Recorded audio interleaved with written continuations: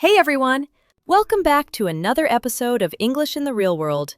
I'm Vanessa, and as always, I am joined by the person who knows a little bit about everything. Hi, Bob. Thanks for the warm welcome, Vanessa. A little bit might be an understatement today, because we're talking about one of my favorite places on Earth. Oh, I can guess. Is it the city so nice they named it twice? Exactly. New York, New York. You know, most people think of New York and they immediately see the bright lights of Times Square or the huge skyscrapers. But the history of how it got there? It's actually wild. It's full of surprises. It really is. And for our listeners today, this is a great way to practice your English. We're going to use natural conversation, tell some stories, and by the end, you'll have some great new vocabulary to use. Plus, New York is like a melting pot, not just of people, but of language. So if you're ready to travel back in time with us, let's get started. I'm so ready! Put on your walking shoes, everyone. We're headed to the Big Apple. Okay, Bob, let's start at the very beginning. Before the yellow taxis and the subway, what was New York? Well, believe it or not, it wasn't even called New York. Long before Europeans arrived, the land was inhabited by the Lenape people. They called the island Manahatta, which means Island of Many Hills. Manahatta? That sounds so peaceful. It's hard to imagine Manhattan as a hilly green forest, isn't it? Right? No traffic jams, just trees. But then, in the early 1600s, the Dutch showed up. They were looking for a shortcut to Asia, but found this incredible harbor instead. They named it New Amsterdam. Wait, so it was Dutch first? That explains a lot of the names we see today, like Brooklyn and Harlem. Exactly. Brooklyn comes from Brooklyn and Harlem from Harlem. The Dutch were mainly there for business, mostly fur trading. They weren't there to build a kingdom. They were there to make money. That makes sense. New York has always felt like the capital of business. But how did it go from New Amsterdam to New York? Well, the British weren't too happy about the Dutch having such a prime spot. In 1664, British warships sailed into the harbor. The Dutch governor, Peter Stuyvesant, wanted to fight, but the locals basically said, "No thanks, we just want to keep trading."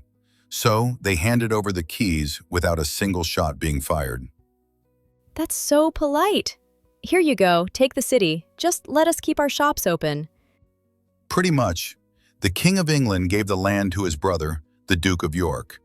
And just like that, New Amsterdam became New York. It's amazing how much of a business-first attitude the city had, even back then. It wasn't about politics as much as it was about the harbor and the trade. Spot on. And because it was a trade hub, it became a door for everyone. You know, Bob, when I think of New York history, the first image that pops into my head is the Statue of Liberty.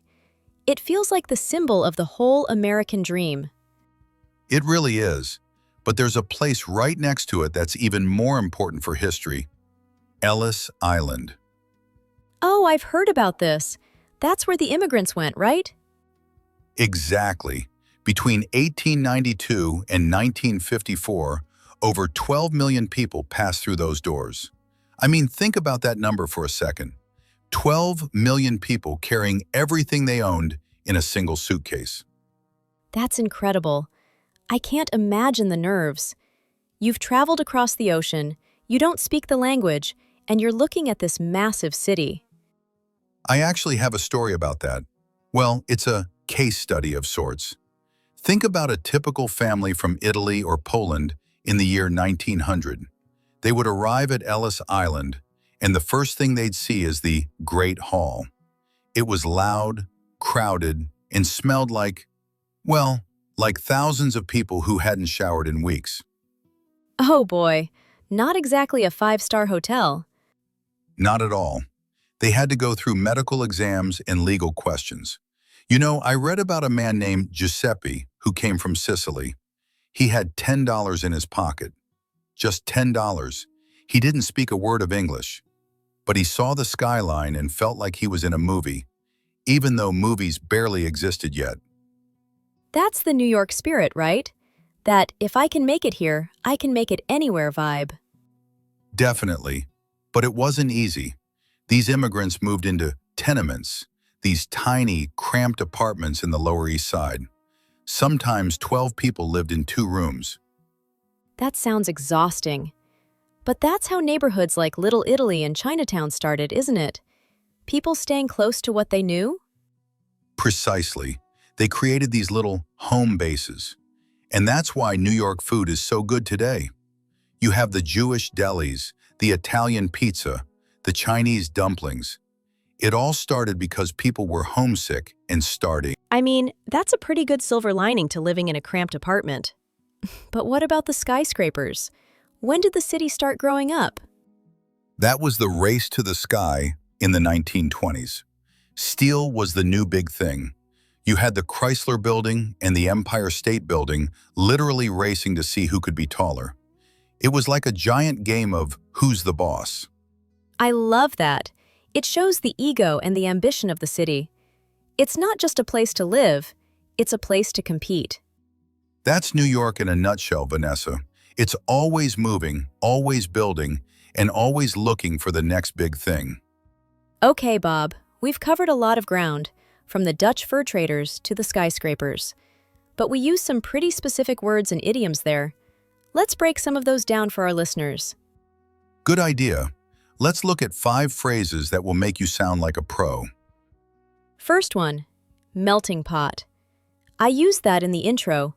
Bob, what does that actually mean? Think of a big pot on a stove. You put in different ingredients, carrots, onions, beef, and they all simmer together to make one soup. A melting pot is a place where different cultures and people mix together to create one unique community. Perfect. And what about in a nutshell?